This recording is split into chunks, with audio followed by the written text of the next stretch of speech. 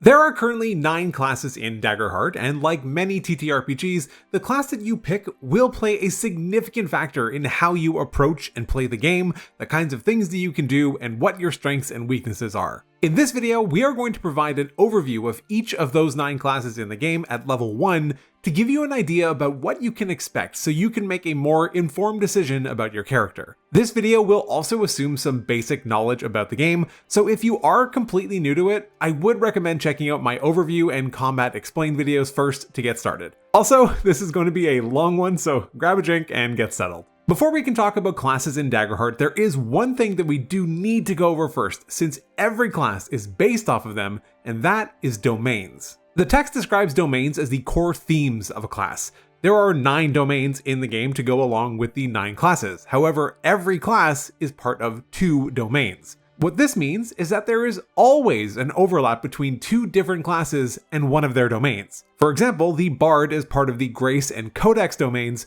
while the Rogue is part of the Grace and Midnight domains. Then another class will share the Codex domain and another the Midnight domain, and so on until all 9 have been used twice. So we know that domains represent the core themes of a class, but what exactly does that mean for us mechanically? Well, it's the domains that provide us with our cards that we use during play, which essentially amount to our class features. When you create a character initially, you can select 2 domain cards, one from each of your domains or 2 from the same one. Additionally, as you level up, you will gain access to more domain cards. Today, we're going to be going over the level 1 domain cards for every domain, so you will get a chance to see them all. Alright, with that out of the way, now let's take a look at the classes. We're going to be going alphabetically here, which means we are beginning with the Bard. Bards in Daggerheart are more or less exactly what you would expect if you've played other TTRPGs before. They're paragons of wisdom, performers of all sorts, whether it's through music, storytelling, comedy. Bards just kinda do it all. These enthralling performances are where bards also derive their magic from, and what allows them to shine in a variety of situations. Bards are part of the Grace and Codex domains, which is very appropriate. The Grace domain is all about charisma, connection, and bending others to their will,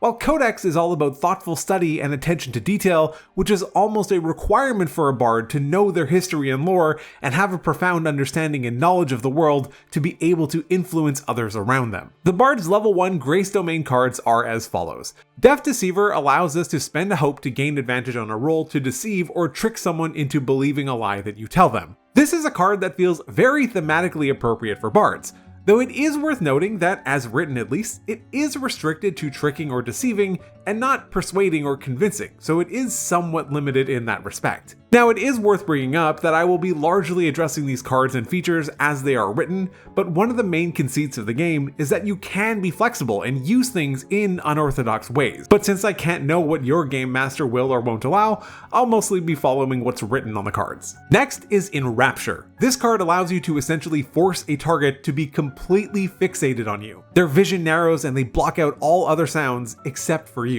I love this card, and it has some incredible applications for sneaking by people, creating distractions, and allowing all sorts of shenanigans to occur without someone like a guard or a store clerk being aware. Also, the ability to mark a stress to force the target to also mark one is symbolic of how challenging it is to maintain that rapturous performance and allows you to sacrifice a minor resource to hopefully impact the person. Finally, for Grace, we have Inspirational Words. This allows us, when we finish a long rest, to place an amount of tokens on this card equal to our presence score. Then, when we speak with an ally, we can spend one of those tokens to allow them to clear a stress, clear a hit point, or gain a hope. This is a very simple but powerful ability that can be effectively used to refuel your allies throughout a day.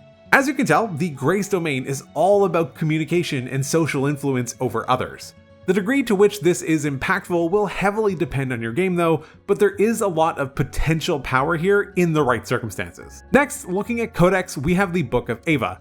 This gives us 3 powers: Power Push, Tava's Armor, and Ice Spike. Power Push lets us both damage targets, but also force them back by quite a bit. As a point of reference, far distance is in the range of 30 to 100 feet. So this can be used incredibly effectively to create some relative safety and to inflict some harm at the same time. Tava's Armor allows us to spend a hope to touch a creature and increase their armor score by 1. This provides them with an additional usage of their armor until they rest. This is a very powerful defensive boon. Finally, Ice Spike lets us conjure these ice spikes within a far range to use as some sort of control mechanism or even as a weapon. Next up, the Book of Iliat gives us Slumber, which allows us to potentially put a target to sleep, which can be incredibly valuable during a fight to lessen the threat, but can also be used in exploration situations or when you need to get around a guard. Arcane Barrage provides a strong magical attack that scales its damage based on how many hope dice we decide to spend on it. This is a once per rest resource, which makes sense given that the power can scale dramatically high, especially at lower levels, if you find yourself consistently with a lot of hope available to you. Finally, Telepathy allows you to spend hope to be able to communicate telepathically with a target.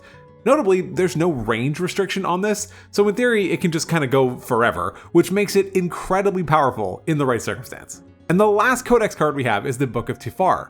This gives us Wild Flame, allowing us to target up to 3 adversaries within melee range, deal some damage, and force them to mark a stress. This is reminiscent of Scorching Ray from D&D. The range requirement does make this a bit tougher to use, but if you find yourself in this position or if you are a melee caster of some sort, this can be very strong. Magic Hand is basically Mage Hand, which is one of my favorite and most versatile spells in D&D for picking things up, activating traps, and doing all kinds of fun things. Lastly, Mysterious Mist allows us to cover a small area in a thick fog that heavily obscures anything it touches, which can be excellent for some sneaky situations. You can probably tell that the Codex Domain is very powerful and very versatile. Each card gives you multiple options, each of which can be used in a wide variety of different situations. This is emblematic of the domain's focus on study and knowledge, and certainly makes it an incredibly powerful option for the classes that it is available to. Moving back to the class itself, Bards get a starting evasion score of 10. As a reminder, evasion is essentially our armor class. 10 is around the middle for the classes, and they also begin with 5 hit points, which is on the low end. Every class also receives a hope feature, which requires that character to spend 3 hope to use. The Bard's is called Make a Scene, which allows them to distract a target in close range, which gives them a -2 to their difficulty. This effectively makes that target easier to hit with attacks, but also makes it easier for your group to succeed on checks against them. It's a very potent support ability, which is always useful. Finally, for the main class, we have our class feature, Rally. This allows us once per session to provide ourselves and each of our allies a rally die, which is a d6 but scales to a d8 at level 5. This rally die can be spent and rolled to add to a result on an attack roll, reaction roll, damage roll, or even to clear a number of stress equal to the result. Again, this is another very strong support feature, almost cementing the class into that role. While yes, some of its codex cards do lean toward damage, the bulk of this class does head toward one that is not as much combat focused on its own, but rather improves the capability of others. We are also going to touch on the subclass options for each class, of which everyone gets 2. But since this is intended as a level 1 overview, we're only going to be looking at the foundation features of each subclass. The Bard has 2 subclasses, the Troubadour and the Wordsmith. The Troubadour provides the Bard with Presence as their spellcasting trait. This means that this is the ability that we add when we are making spellcast rolls. Additionally, our foundation feature is Gifted Performer. This provides us with 3 songs, each of which we can play once per long rest. Relaxing Song allows us and all allies within close range to clear 1 hit point. Epic Song makes a target within close range vulnerable. Mechanically, this means that all rolls against vulnerable targets are made with advantage. And lastly, Heartbreaking Song gives yourself and all allies within close range a hope. These are all excellent support features which can be used both in or outside of combat to greatly impact your party. The Bard's second subclass is Wordsmith. This also provides us with Presence as our spellcast trait and gives us 2 separate foundation features. Rousing Speech allows us once per long rest to have all allies within far range clear 2 stress. And Heart of a Poet, which allows us, after we make an action roll to impress, persuade, or offend someone, to spend hope and add a d4 to that roll. Rousing Speech feels very strong and reliable, whereas Heart of a Poet is both situational and expensive, costing a hope for something that isn't even always going to be able to be used. Overall, the Bard is a very solid class that feels built to lean toward a more supportive playstyle or to take the lead in social situations. It belonging to the Codex Domain does allow for some very powerful spellcasting though, so if that is the direction that you want to take your Bard, a plethora of power does await. My biggest complaint here is really that the subclasses just don't feel all that distinct from each other to me. They seem more like slight reflavorings than anything else. Our next class is the Druid. These are the Wardens of the Wild, but they manifest their protector status with some powerful magics and with the ability to transform into various beasts. The Druid's domains are Sage and Arcana. Sage is the domain of the natural world. It's all about tapping into the power of the earth and gaining access to its power. The Arcana Domain elevates that by being tied to innate and instinctual or even primal magic. It's about the forces and elements of the world coming together to create this power that's volatile. The Sage Domain cards are as follows. Gifted Tracker, which allows us when we are tracking a specific creature or group of them based on physical signs, we can spend any number of hope to ask the GM some questions that are listed here. If we then encounter a creature we have examined in this way, we gain a bonus to our evasion score. I don't like this feature very much. In a weird way, its existence almost implies that other classes can't track, but obviously I don't think that this is intended to be the case. I think it's more that with this card you can spend a hope to guarantee an answer, whereas with other classes it would be more of a roll which could go either way. I will say though that spending hope is a fairly expensive cost for something that you are, in theory at least, very good at doing. Nature's Tongue essentially allows us to tap into the plant and animal knowledge base around us and communicate with them to gain some information. Interestingly, it has a specification that on a roll with fear, we still get the information, but that there might be some sort of cost associated with it. Additionally, this allows us, while within a natural environment, to gain a +2 bonus to any spellcast roll we make, which is incredibly strong. Lastly, for Sage, we have Vicious Entangle, which allows us to potentially restrain a target within far range, which is a pretty healthy distance. On top of that, if we are successful on the roll, we can spend a hope to automatically restrain another target within very close range of the first, which can be quite powerful for locking down an encounter, as restraining prevents movement. Moving into the Arcana Domain, we get Rune Ward. This gives us a special trinket that we can keep or give it to an ally. It allows the wearer, when they are hit with an attack, to spend a hope to reduce incoming damage by 1d8. However, if an 8 is rolled, it ceases to function until our next rest. This is another card that I don't love the design of, since it has theoretically infinite power as long as you aren't rolling an 8, but once you do, it just stops. I almost feel like they should have just made it work a limited number of times per day. Next is Unleash Chaos. We begin a session by putting a number of tokens on the card equal to our spellcast trait. Then, when we use it, we make a spellcast roll against a target within far range. On a hit, we can spend any number of tokens to deal damage equal to an equivalent number of d10s to the amount of tokens that we spent. We're also able to mark a stress to replenish the tokens on this card. This is insanely powerful. There aren't many other ways to put it. Lastly, we have Wall Walk, which allows us to spend a hope to touch a creature to give them the ability to walk on walls or ceilings. The timing of this lasting until the end of a scene can be a bit ambiguous, but it's something you just intuitively kind of know. It's at the end of an encounter, or once you've snuck past the guard, or you've stolen something, or something like that. Once enough has changed about the moment, you can say that the scene is over. We can see here that the Arcana Domain enables a strong mix of utility, defensive, and offensive options that are all tied to some powerful innate magic, which I feel does work very well for the Druid. Looking back at the class itself, it also has a starting evasion score of 10, but it has 6 hit points, making it very slightly bulkier than the Bard. The Druid's Hope feature is pretty much directly tied to their class feature, so we're going to have to look at them at the same time. The class feature, Beast Form, allows the Druid to transform into a creature based on a list provided by spending a stress. While transformed, the Druid cannot cast spells. The ones that have already been cast do persist, and nor can they use weapons, but they are able to use other features or abilities and can still speak and be understood normally, which makes it very powerful for scouting purposes. On top of that, you get to add the Beast's evasion bonus to your own evasion score, making you harder to hit. Our Hope feature, Evolution, allows us to do the exact same thing, but does not require that we mark a stress, and provides us with a +1 bonus to a trait of our choice until we drop out of Beast Form. This allows us greater flexibility for how and when we can use our Beast Form, but also makes it so that we are more effective when we do transform. The Beast Form options that we have available at level 1 are Agile Scout, Nimble Grazer, Aquatic Scout, Household Friend, Pack Predator, and Stalking Arachnid. These all essentially function as templates that allow you to flavor and change the creature as you see fit, which I think is an awesome idea. If we take the Agile Scout for example, we can see that selecting this gives us a +1 to our agility and a +2 to our evasion score. On top of that, we can see that we gain advantage on certain checks and the ability to move silently and spend a hope to move to a far distance without needing to make any check. Something you'll note is that none of these forms have hit points of their own. That is because they share yours. Most of them do, however, have a trait called Fragile, which states that when you take major or greater damage, you drop out of beast form immediately. Two of these, the Pack Predator and the Stalking Arachnid, do not have this trait though, indicating that you only drop out of the form if you choose to, or if you drop to 0 hit points. Overall, each of these forms provides a very useful and practical reason for why you would want to use one of them.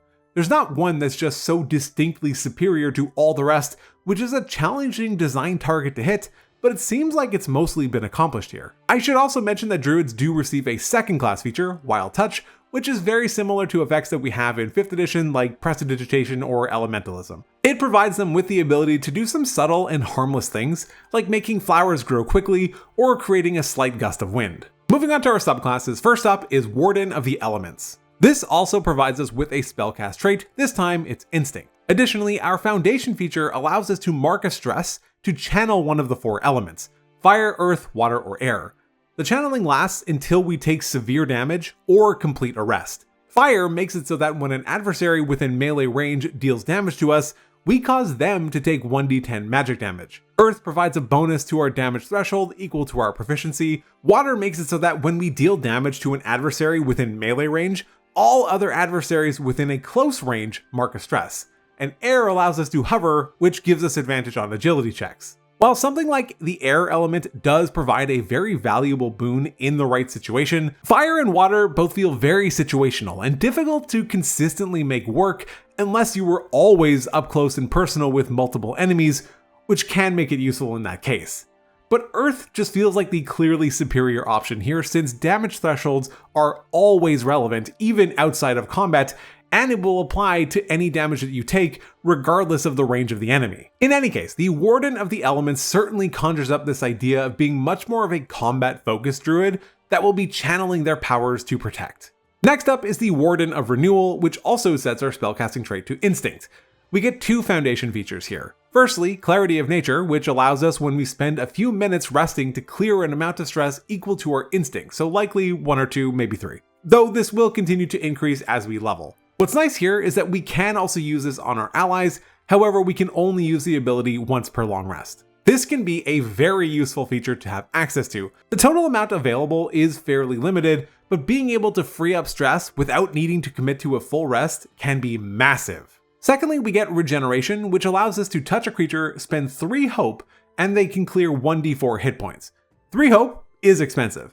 But again, being able to heal on the spot without committing to a full rest and being able to clear 4 hit points potentially can be super valuable. The variance here though might make it a bit of a tough pill to swallow. So the Warden of Renewal certainly leans much more toward the healer archetype very heavily. So you get 2 very clear and distinct ways to play a druid, which makes the subclasses feel unique, which is nice, but can be challenging for a player who wants to play a combat-focused druid who might also want a touch of healing or support thrown into the mix. Before we move on, a quick word from this video sponsor, DSCRYB. I'm not sure if there is a more perfect game to run alongside DSCRYB, from the incredible descriptions of various actions you can take to not just visualizing, but hearing your environments and providing the perfect maps. DSCRYB has you covered. Plus, with Opus, their new scene builder, you can perfectly sync up maps and sounds and descriptions for anything you need, all in one very easy to access place. Check out DSCRYB using my link in the description or the pinned comment below and use code INSIGHTCHECK to double your free trial from 2 weeks to a full month. Thanks again to DSCRYB for sponsoring this video.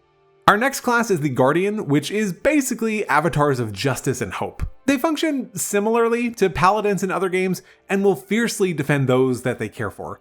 Guardians are our first true martial class that we get to look at here. They belong to the Valor and Blade domains. Looking first at the Valor domain, this one is all about protection, which can take the form of either offense or defense. The domain promises great power to those who stand to defend others. Our first domain card is Bare Bones, which essentially allows us to go unarmored, but still receive some defensive bonuses. In Tier 1, this sets our damage thresholds to 9 and 19, which means it's actually more effective in this tier than wearing full plate armor. especially since it doesn't provide any of the downsides that wearing heavy armor typically does. On top of that, it providing an armor score of 3+ likely has this sitting at like 4 or 5, which is really good. This is an excellent pick for a melee class with access to the Valor Domain. Next up is Forceful Push, which allows us to make an attack with our weapon against an enemy within melee range. If we hit, we deal our normal damage, but can also knock them back to close range. However, if our attack roll is a success with hope, we can add an extra d6 to the damage, and we can spend a hope to also make the target vulnerable. This is incredibly powerful, especially since it has unlimited activations. We can use it every attack without issue. So even if we can't spend the hope to make it vulnerable, we just always have a higher probability to land things with hope anyway. Lastly, I Am Your Shield allows you to step in the way of an ally within very close range that it's being attacked. To do so, you mark a stress, and then you become the target of the attack. If we take damage, we can also opt to use any number of armor slots instead of the one that we are normally limited to. It should be pretty clear that the Valor Domain is all about providing a very strong blend of offense and defense. These cards will often be easily usable, with some like Bare Bones and Forceful Push being excellent almost all of the time. The biggest downside, if you can call it that, is that they are very combat focused and provide little in the way of out of combat bonuses. Our other domain is Blade, which is emblematic of our mastery of weapons and our ability to slay others in the throes of combat. The first Blade domain card that we get to choose is Get Back Up, which simply allows us, when we would take severe damage, to mark a stress to reduce the severity by 1 threshold rather than using any armor. What's great about this is that it can be combined with armor to effectively reduce what would have been severe damage and 3 hit points to just minor damage and 1 hit point. Next we have Not Good Enough, which allows us, when we roll damage dice, to re-roll any 1s or 2s. This is a great feature and scales with us as we level up. One of the things that will increase over the course of a campaign is our proficiency. Among other things, our proficiency also determines how many dice we roll when we roll for damage. This means that as we roll more dice, the value of this feature also grows, which is always great to have. And finally, we get Whirlwind, which allows us, when we succeed on an attack roll against a target within very close range, to spend a hope to use that same attack against all targets within a very close range. It is worth noting that this would include allies, so it should be used with some caution. Any adversaries we succeed against take half of the initial damage. Now, this does imply that our allies would take the full damage, so part of me does wonder if the intent of this was to not be able to target allies and that we get to select the targets, but it is a bit unclear. Looking back at the main class, the Guardian begins with an evasion of 9, the lowest that we've seen so far. However, it does have 7 hit points, the most that we've seen so far. The logic for this does make sense, as they are not exactly hard to hit and are in fact utilizing their body to protect others and themselves. However, that body is also a sturdy one, hence the increased base hit point total. Our Hope feature, Frontline Tank, allows us to spend 3 Hope to clear 2 armor slots. This is incredibly valuable as a class that is likely going to be front and center most of the time, and clearing armor slots is typically something you need to do during a rest or downtime. This gives the class a lot more staying power. Next, our class feature, Unstoppable, allows us to activate something like a temporary ultimate ability. When we activate our Unstoppable feature, we're able to reduce the severity of physical damage by 1 threshold, and add the value of our Unstoppable die to our damage rolls, and we cannot become vulnerable or restrained for the time. How long we can maintain our Unstoppable form is determined by our Unstoppable die. At level 1, it's a d4. When we roll damage and cause the target to mark at least 1 hit point, we increase the value on that die by 1. When we would need to turn it to a point that would exceed its maximum value, so for example if we had to turn our d4 to a 5, instead we remove the die and we are no longer unstoppable. At level 5, we increase the die size to a d6, giving us potentially longer in our form. This is an incredibly powerful feature and is very on brand for what the Guardian is all about. Moving on to our subclasses, first up we have the Stalwart.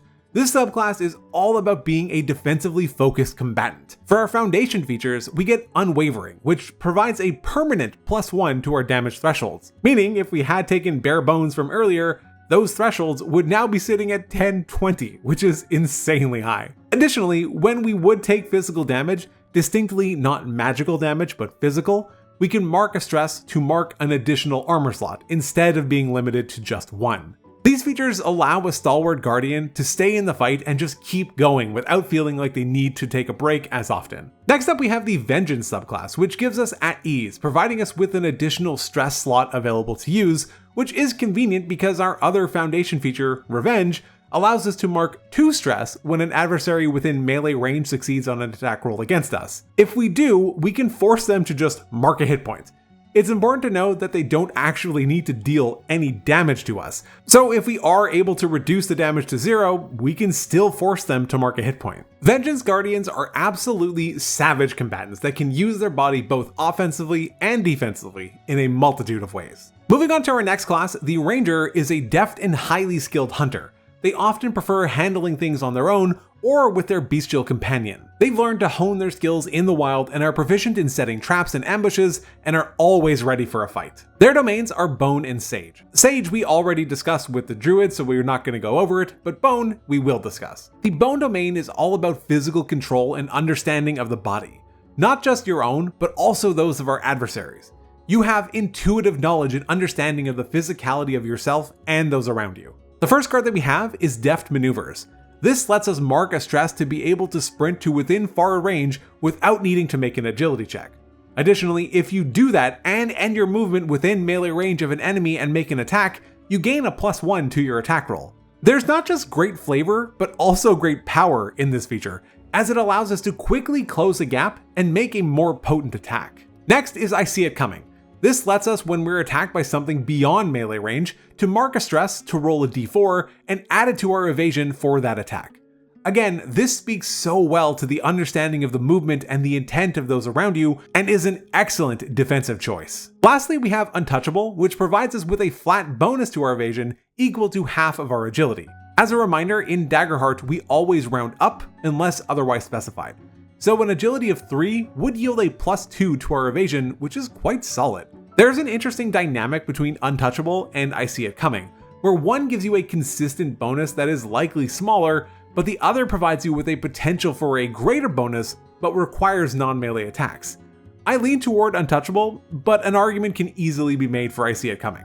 Overall, the Bone Domain is incredibly flavorful, allowing you to sacrifice some of your own physicality to gain some additional benefits. Looking at our evasion and hit points, we see that Rangers begin with a very healthy 12 evasion score and a reasonable 6 hit points. This is representative of their ability to nearly disappear and blend themselves in with their surroundings and their ability to stand up in a fight. Our Hope feature, Hold Them Off, allows us to spend 3 hope after we succeed on an attack roll with a weapon to use that same attack roll against 2 additional adversaries within the same range as the attack. This is exceptionally powerful, in particular for ranged attacks, as you are far more likely to have more than one adversary within that range. While it is possible to obviously make this work in melee, it would require you to essentially be fully surrounded. The way most people probably think about a ranger though, this is incredibly strong. Our class feature is Ranger's Focus, which is akin to D&D's Hunter's Mark. It allows us on a successful attack roll to set the target as our focus. While they are our focus, we always know what direction they are in, which is odd language, but I assume it's for tracking purposes. And when we deal damage to them, we can also force them to mark a stress. And if we fail our attack roll against them, we can opt to end our focus to re-roll our duality dice to get another attempt at the attack. This is a very strong and flavorful feature that is pretty much always going to be usable. It doesn't even have any limited uses per day or rest or session, we can just do it all the time. This provides Rangers with a super powerful way to wear down their opponents and consistently hit them. Our first subclass is the Beastmaster. This is almost like the archetypal Ranger in a lot of ways. It's undoubtedly what many think of when they imagine a Ranger. It provides agility as our spellcast trait and gives us the foundation feature Companion, which gives us access to an animal companion of our choice. On top of that though, when we level up, we also get to level up our companion, which is so often the struggle with animal companion type features, as they often end up being way more trouble than they're worth. The companions available to us in Daggerheart aren't just a preset list of animals that you can choose from. Instead, you really get to customize it to hone exactly the type of creature that you want to be bonded with. They even gain experiences, and another way that Daggerheart has gone about ensuring the relevance of the creature is that not only do they use our proficiency dice when attacking, but any bonuses that would typically only apply to you as the ranger, such as Ranger's Focus, your companions also get the benefits from. On top of that, instead of marking hit points, they mark stress, which is always done in increments of 1, and when you choose to clear stress during downtime on yourself, you can simultaneously clear one from your companion. This might sound insignificant or trivial, but it goes a very long way to making the companion feel useful and not like a constant burden and strain on your resources. You don't need to sacrifice getting something for yourself just to heal your companion, which is a big deal. Additionally, the level up choices are all quite relevant and don't just benefit the companion, but also yourself. Like Light in the Dark, which effectively gives you an extra hope slot. Bonded can help keep you alive in a moment of near death, and Creature Comfort can provide extra ways to clear stress from both of you or provide you with a hope.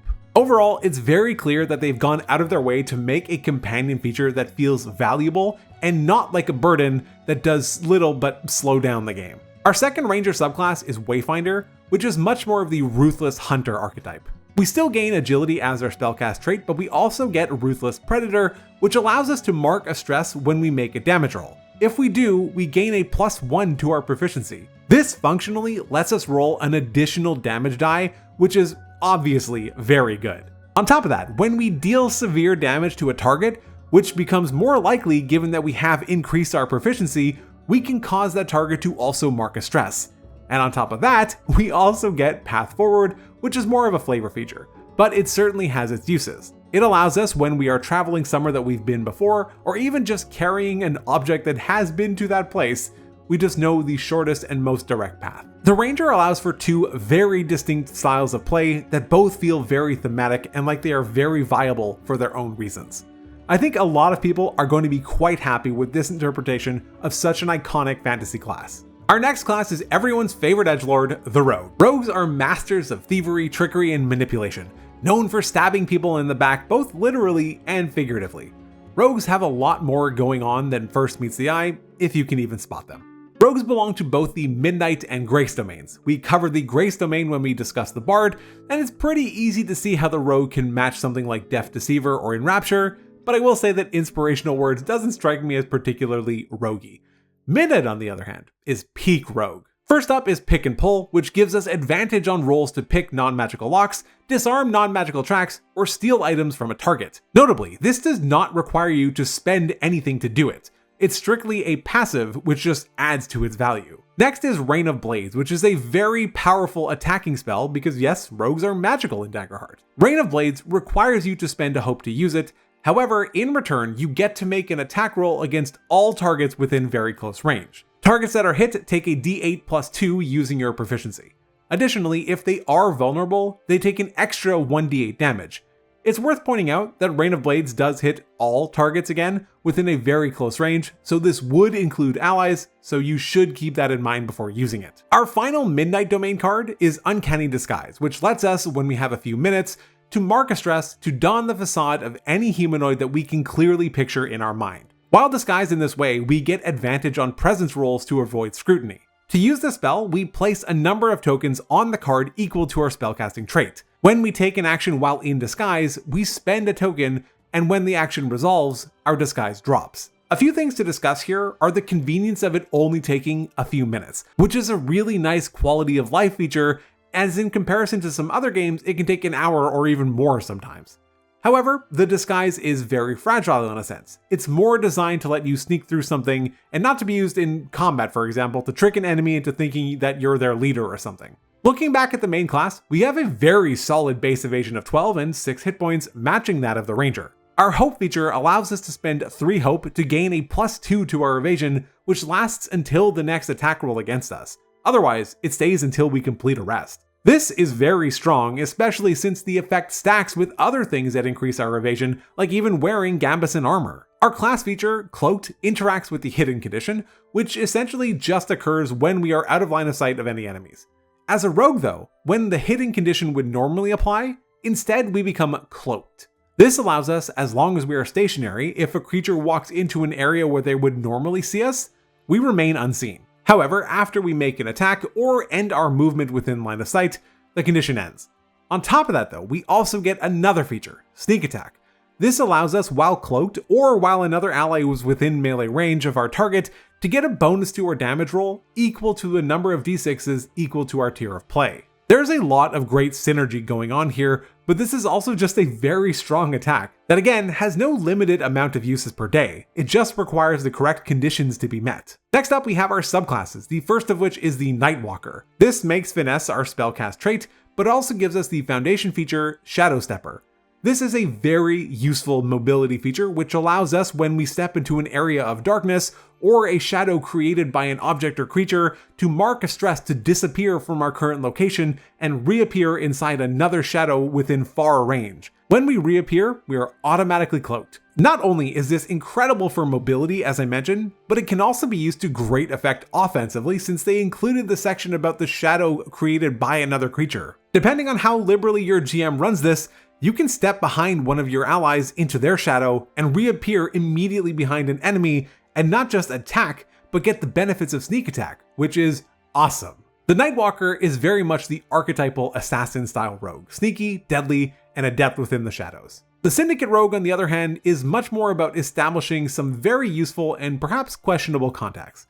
It also provides Finesse as our spellcasting trait and gives us the foundation feature Well Connected. This lets us, when we arrive at a prominent town, to know somebody who is from there, and then we also get to select how they might be helpful to us. This subclass, while incredibly flavorful, is largely going to be both GM and campaign dependent. If you're spending significant amounts of time in one location or town, it does lose some of its value. But if you're traveling and venturing to many different locations, this can have immense value, so it's hard to predict how it's going to play out. Our next class is the Seraph, which is something of a cross between a paladin and a cleric. These warriors align themselves with a holy cause and are determined to protect something and uphold their faith at the same time. The Seraph belongs to the Valor and Splendor Domain. We've already discussed Valor with the Guardian, so we're just going to be looking at Splendor here. The Splendor Domain is all about life and death. It provides its wielders with both the ability to heal and restore, but also the ability to take lives. Our first domain card is Bolt Beacon, which is essentially Guiding Bolt if you play D&D.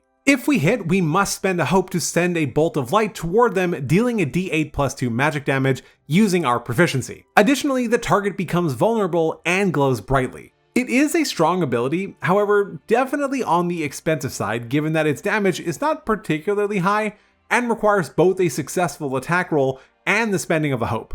The premium cost here is tied to the fact that it also imposes the vulnerable condition and makes them glow, but I'm not quite sure how often this is going to be worth it. Next up is Mending Touch, which is essentially Lay on Hands from D&D. If we have a few minutes to focus on our target, we can spend 2 hope to cause them to clear 1 hit point or 1 stress.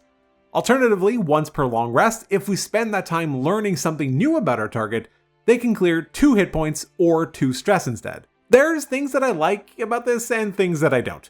Again, it feels expensive. 2 hope to clear 1 hit point or 1 stress is kind of a lot, especially since this can't be used during combat since it requires a few minutes.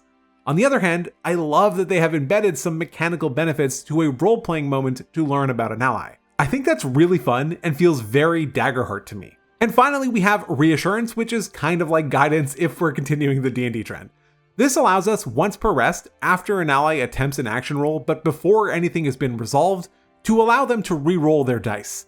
Importantly, this does work with attack rolls as they are considered action rolls. Splendor to me, at least the initial domain cards that are available to us, feel more on the underwhelming side. That's not to say that they're bad by any stretch, it's just that they tend to be a bit more situational or expensive. I will say that I understand why healing is expensive in this game since characters don't have that many hit points. This means that each one represents a much larger proportion of their hit point total as compared to games like D&D. But also like D&D, it's almost impossible to out-heal the incoming damage, which makes it feel just bad a lot of the time. Looking back at our main class, we can see that we have a starting evasion of 9 and starting hit points of 7, matching that of the Guardian. Our hope feature is life support, which allows us to spend 3 hope to clear a hit point on an ally within close range. Our class feature is prayer dice. At the beginning of each session, we roll a number of d4s equal to our spellcast trait, which for the Seraph is strength. We can then use these prayer dice to aid ourselves or an ally within close range. When we do, we can reduce incoming damage by the amount rolled,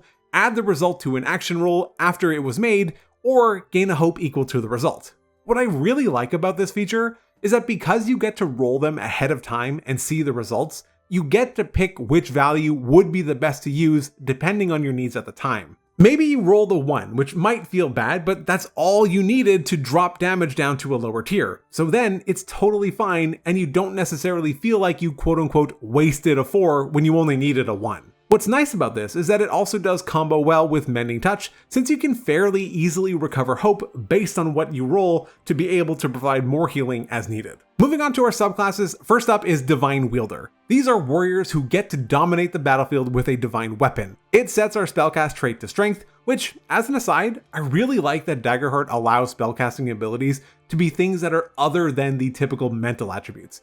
We've seen Agility and Finesse used as well, so I just wanted to point this out now that we've seen them all. As for our foundation features, firstly, we get Spirit Weapon. This lets us, when we have a weapon equipped with a range of melee or very close, to turn it into a thrown weapon that returns to us and allows us to hit targets that are within close range. Additionally, we can mark a stress to target an additional adversary within close range with that same attack roll. This is clearly a very strong ability, if for no other reason than to get a potentially free hit on a second enemy. But that's not all. We also get Sparing Touch, which lets us once per rest to touch an ally and clear either 2 hit points or 2 stress. This is more of the burst healing that we were discussing earlier with Mending Touch, but it's much more potent and doesn't cost any hope. However, it is only usable once per long rest. Our second subclass is Winged Sentinel, which provides us with the ability to fly and to deal some searing blows. Again, it sets our spellcast trait to Strength, but it also gives us Wings of Light, which lets us mark a stress to pick up another creature of approximately our size or smaller,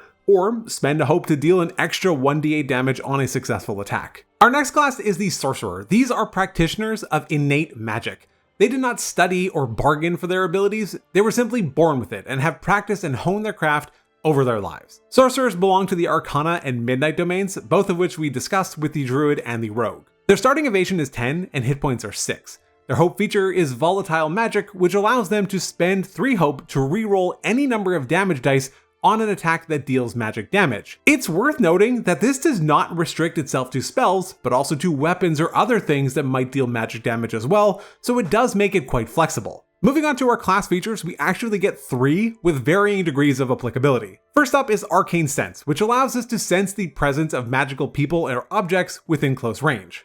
This does have some niche applicability. It can be useful particularly for identifying certain people as magical, or when hunting for certain objects, or even discerning if perhaps a less than scrupulous shopkeeper is trying to deceive you about the nature of an item. Next, we get Minor Illusion. This allows us to create an illusion of something no larger than ourselves within close range, and it's convincing to anyone from a close range or farther. I'm a huge fan of illusion magic and love to see the creative ways that players utilize it, so this one sounds particularly fun to me. And finally, we have Channel Raw Power. We can only use this once per long rest. To use it, we must choose one of our domain cards and place it in our vault, which is to say that we cannot use it again until we complete a rest, or pay its recall cost, which is indicated in the top right corner of the card, and requires us to spend an amount of hope equal to the number that's there. When we use this ability, we're able to gain hope equal to the level of the card. It is worth reminding that we only have been looking at level 1 domain cards, but these do go up to level 10. Or we can also enhance a spell that deals damage by gaining a bonus to our damage roll equal to twice the level of a card. This is very cool, powerful, and flavorful and fun, but also it's an expensive feature. I love that it scales with us as we level and gives you a potential use for a card that might be dead in your hand if you see no imminent use for it. Eventually, as you level up, you're going to be maxing out at 5 cards you have available to you, so you might just find that this is a better use for one of them. Turning our attention to subclasses, our first is the Elemental Origin. This sets our spellcast trait to Instinct. Additionally, at character creation, we choose between air, earth, fire, lightning, or water, and we can shape that element to create harmless effects. Additionally though, we can describe how we are using that element to aid us in a roll. When we do so, we can add +2 to the check or +3 to the damage. This again is another nice way that the game has intertwined mechanical bonuses with minor role-playing moments, and I'm totally here for it. Next, we also have our Primal Origin. This also sets our spellcast trait to Instinct and provides us with the Manipulate Magic Foundation feature. This allows us to almost reshape the fabric of magic in real time. When we cast a spell or make an attack with a weapon that deals magic damage, we can mark a stress to do any one of extending the attack by 1 range, gaining a +2 to the roll's result, doubling a damage die of our choice, or to hit an additional creature within range. All of these are incredibly powerful, and coming at the cost of a stress is very flavorful, but also just good design. Stress is much less of a fluid resource than hope is. Hope tends to be constantly fluctuating up and down, and while there are plenty of ways to recover stress, it's distinctly more challenging to do than regaining hope, which can happen off the back of any roll. Our next class is the Warrior. These are the trained and refined fighters and soldiers of the world. It's not just about sheer brutality and force with warriors, though that does help.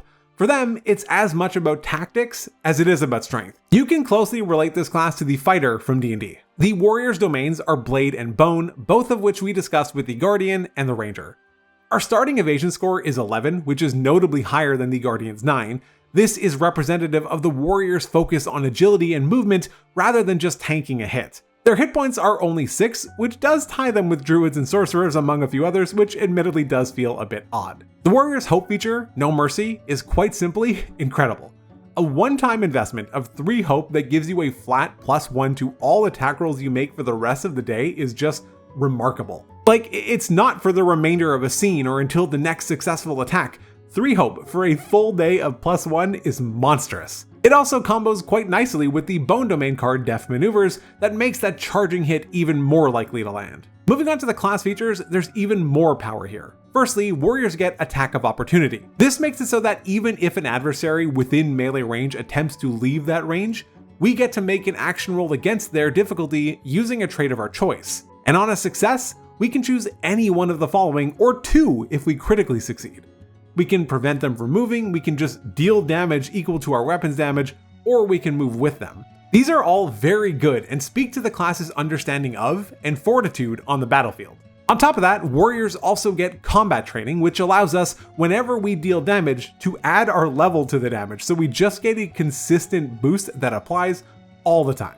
Our first subclass is the Call of the Brave, which allows us to use the strength of our adversaries to fuel our own powers or to channel our own fears into powerful boons. Our first foundation feature is Courage, which allows us, on a roll with fear, to gain a hope.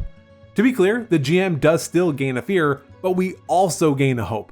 This is obviously incredibly strong and means that we get a hope 100% of the time when we roll, which can very easily let us fuel our No Mercy hope feature. But that's not all. We also get Battle Ritual, which allows us, before we attempt something dangerous or face off against a foe that outmatches us, to describe some kind of ritual that we perform. When we do so, we clear 2 stress and gain 2 hope. These are both incredibly powerful features that will absolutely make a warrior feel like a formidable opponent for any adversary. Our second subclass is Call of the Slayer. Its foundation feature, Slayer, allows us to accumulate a pool of dice known as our Slayer dice, very fittingly. Whenever we roll with hope, rather than taking a hope, we can instead add a d6 to our pool of Slayer dice. However, the amount that we can have is capped at our proficiency. Then when we make an attack or damage roll, we can opt to roll any number of them to add it to the result. I'm not going to say that this is a bad feature, but I have to say that the Call of the Brave subclass feels substantially more powerful. And our final class to look at is the Wizard. These are magical practitioners who have sculpted and acquired their abilities through significant amounts of study. But that does not restrict itself to knowledge found in books, but it can also come from some more practical sources. Wizards belong to the Codex and Splendor domains, both of which we discussed with the Bard and the Seraph. They have a starting evasion score of 11, which is surprisingly high, and 5 hit points. Looking at their hope feature, we get Not This Time, which allows the wizard to spend 3 hope to force an adversary within far range to re-roll an attack or damage roll. This is very cool and powerful, but feels more closely thematically linked to something like divination magic than just wizards more broadly. As for class features, we get 2, Prestidigitation and Strange Patterns. Prestidigitation allows us to create a host of simple and subtle effects, like nice smells, lighting a candle, or causing something small to float. These are small and relatively insignificant things. Strange Patterns, on the other hand, is quite significant. It allows us to select a number between 1 and 12. Whenever we roll that number on a duality die, we gain a hope or clear a stress, and we can change the number whenever we take a long rest. This is incredibly strong. I'm not sure how much more I can emphasize that. Firstly, just the probability of it. You've got roughly a 16% chance to make this work every time you roll, which is just incredible odds, and it doesn't matter which of your duality dice rolls the result. You get it whether it's from the hope or fear die. This will give the wizard plenty of opportunities to gain a hope or clear a stress without actually needing to consume any resources to do so. Looking at our first subclass, we have the School of Knowledge. This sets our spellcast trait to, fittingly, Knowledge. We also get 2 foundation features with it. First is Prepared, which allows us to take an additional domain card from our level or lower from a domain that we have access to. This means that when we start, we actually get 3 domain cards in any combination from Codex or Splendor, which is incredible. Additionally, we also get Adept, which allows us to, when we use an experience, to mark a stress instead of spending a hope, and if we do, we get to double the bonus that it provides. As we just discussed with Strange Patterns, recovering a stress should be something we are able to do with relative ease, so this makes this feature even more potent.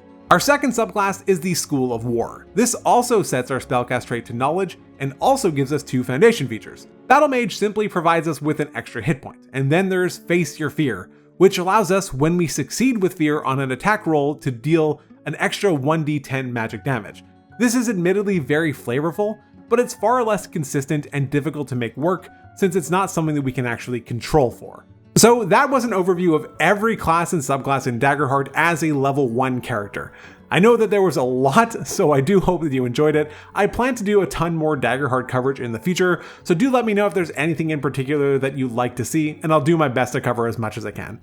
Check out some of my other videos, but otherwise, take care.